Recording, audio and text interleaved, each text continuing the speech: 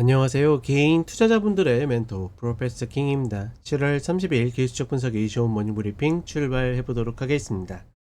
자, 일단 미국 시장은 이제 약보권으로 좀 마무리가 되는 모습이고, 전반적으로 이제 금리 결정이라는 빅 이벤트를 앞두고, 그리고 이제 매그니티피 7 중에 이틀 동안 네 곳이 실적을 발표하기 때문에 이런 이벤트를 앞두고서 기본적으로나 기술적으로나 좀 변곡 구간에 놓여져 있는데, 일단 윗꼬리 음봉으로 마감을 했습니다.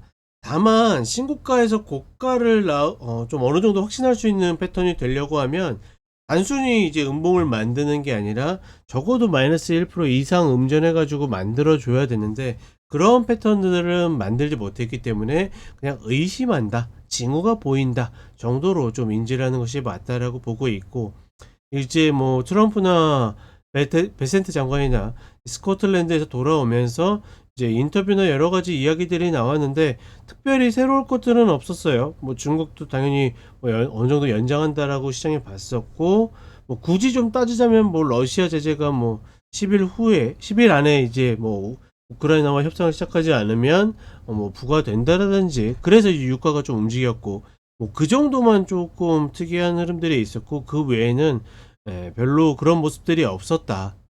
그렇기 때문에 지금 구간에서 이제 이런 이슈들이 지나갈 때 과연 시장이 어떤 고점을 보일 수 있는 흐름이 나오는지, 아니면 최소한 일봉상 22평이라도 밟을 수 있는 그런 눌림이 나오는지를 확인해 볼 필요가 있다라고 보고 있고, 최근에 실적 발표에 대해서 계속 이야기 드리지만 80% 이상이 예상 상회예요. 예상 상회이기 때문에 예상 상회가 안 나온 애들이 진짜 지독하게 희한한 거지, 대부분 좋게 나오고 있고, 다만 그렇다라고 해서 그 종목들이 다 오르느냐, 그렇지는 않다. 오히려 하락 종목들이 좀 더 신고가 구간에 있는 종목들 중에 잘 나온 종목들 중에 밀리는 종목들이 좀 더 많았다라는 것 정도는 인지하시는 것이 좋다.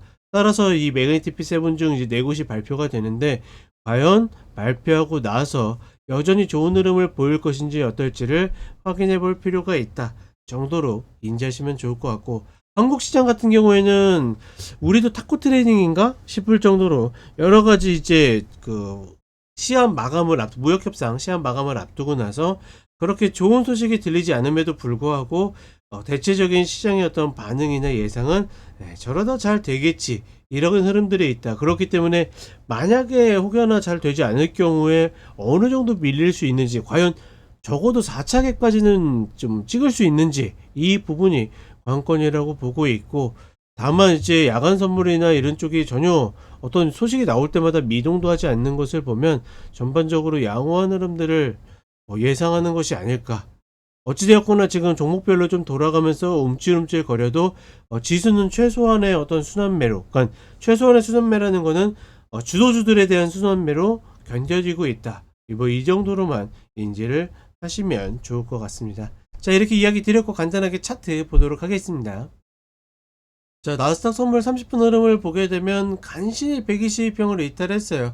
120평을 꼬아가다가 최근에 다시 딛고 매일같이 디디면서 반등을 했는데, 그러니까 이런 식으로 이탈이 나왔을 때 지수가 조정을 받으면 최소한 22평까지 내려가게 되거든요. 그러니까 지금 거의 뭐 22평도 여기서부터 올라온 거가 한 번 정도밖에 안 다 될 정도로 굉장히 가파르게 올라왔기 때문에 통상의 패턴을 벗어난 흐름이다.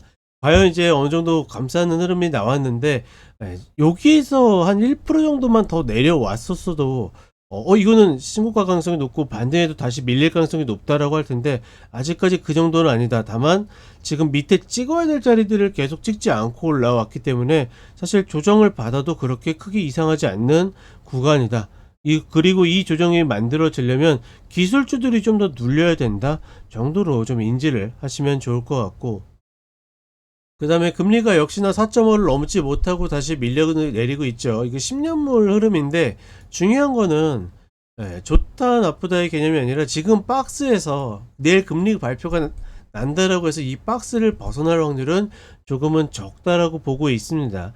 다만 최근에 장기물들이 별로 인기가 없기 때문에 장기물들의 어떤 발행량을 줄이고 단기물을 발행량을 올리면서 금리가 좀 떨어지는 경향들이 있으니 그 정도는 뭐 참고해 볼 만하다. 다만 굳이 어렵게 예측하기보다는 확실하게 어떤 시장의 힌트가 나왔을 때 접근하는 것이 맞다라고 보고 있고, 내일 파월의 이야기에서는 과연 9월에 인하 가능성이 어느 정도 되는지가 중요하다. 전반적으로 이제 위원들 사이에서 13명이죠.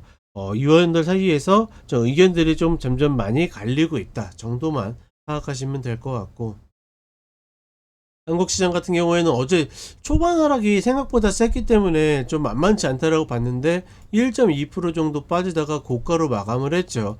그게 뭐 무역 협상이 잘 될 것이다 뭐하다 뭐 헤드라인으로는 그렇게 나오지만, 그 헤드라인이 중요한 게 아니라 뭐다, 우리는 이미 알고 있다, 뭘 알고 있다, 이미 시장이 목표를 향해서 계속 어떻게든 꾸역꾸역 가려는 흐름이지. 특히나 최근에 시장에 대해서 혹은 경제에 대해서 법안들이 발의가 되고 있는데 개인들한테 별로 유리한 흐름들이 아니죠. 그렇기 때문에 지수를 더 지켜내고 힘을 얻기 위해서 세력들이 더 힘쓰는, 외국인들이 더 힘쓰는 그런 흐름들이 나올 것이다, 이렇게 보고 있고, 그렇기 때문에 지수를 고민할 바는 아니지만 역시나 문제는 종목이다. 종목에 있어서는 그렇게 좋은 흐름들 아니고, 너무나 당연하게도 이 코스닥 흐름은 코스피만큼 힘을 갖지 못하고 있죠. 개인들이 많이 들어와서 움직이기 때문에 사실 개인들을 챙기는 그런 시장의 흐름은 아니다. 그러니 종목별로 판단하는 게 차라리 낫다, 이렇게 보시면 될 것 같습니다. 자, 이렇게 이야기 드렸고 저는 쇼츠로 또 찾아뵙도록 하겠습니다.